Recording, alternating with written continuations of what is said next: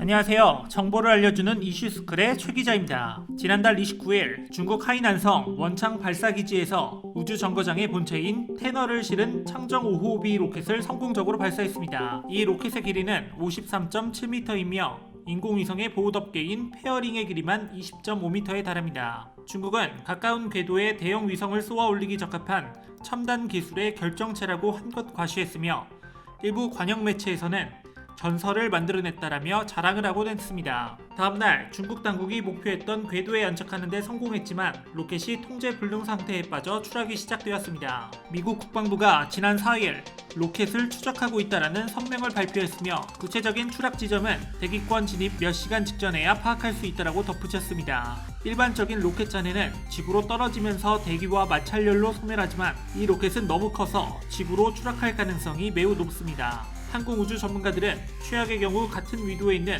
뉴욕, 마드리드, 베이징, 웰링턴, 서울 등에 추락할 수도 있다고 경고했습니다. 중국이 우주로 쏘아 올린 대형 물체가 지구로 추락하는 것은 이번이 처음이 아닌 전과가 있었습니다. 2018년에 중국이 2011년 발사한 우주정거장 탱궁1호는 발사한 지 5년 만에 고도가 급격히 낮아지자 중국 당국이 폐기한 우주정거장입니다. 당시에도 각국의 우주 당국이 잔해 경로 추적에 나섰으나 다행히 남태평양 바다에 떨어졌습니다. 또한 지난해 발사된 창정 5B 로켓의 경우 발사 후 지구에 재진입한 뒤 아프리카 코트디부아르에 일부 잔해가 떨어져 건물이 파손되는 일도 있었습니다. 그리고 지난주 9일 오전 11시 24분 로켓 잔해가 지구로 진입했지만 대기권에서 대부분 불탔고 나머지 잔해물은 아라비아해에 추락했습니다. 다행히 우려했던 지상 추락은 없었으며 인명피해도 없었습니다. 하지만 중국이 문제가 되는 것은 가진 기술력에 비해 로켓의 규모가 너무 크고 통제 장치를 탑재하지 않아 추락 시 피해 가능성이 크기 때문입니다. 중국은 1996년 창정 3호B 로켓을 발사한 지 얼마 되지 않아 추락하는 사고가 발생하여 인근 지역 주민 500명이 사망한 사건이 있습니다. 그러나 중국은 이런 사실을 철저하게 은폐하고 있습니다.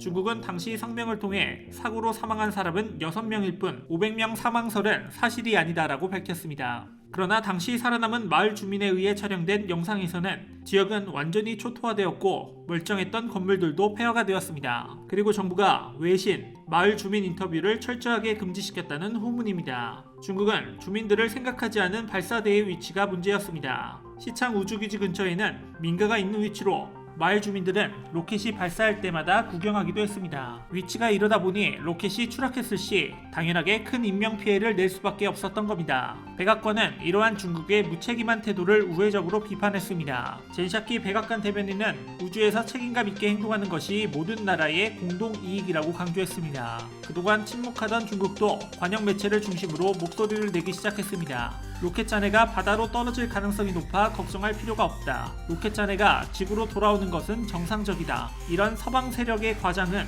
적대 세력이 중국의 기술이 발전할 때마다 사용하는 낡은 전략이라고 적반하장 반응을 보이고 있습니다. 나아가 일부 중국 매체는 미국에 숨은 의도가 있다고 했습니다.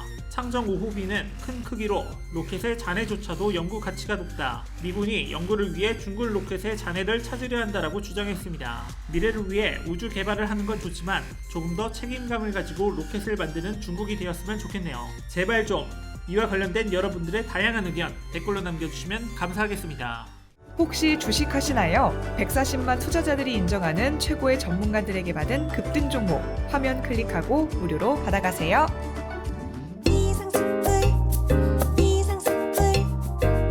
주식을 모르면 이상스쿨. 주식 모르니?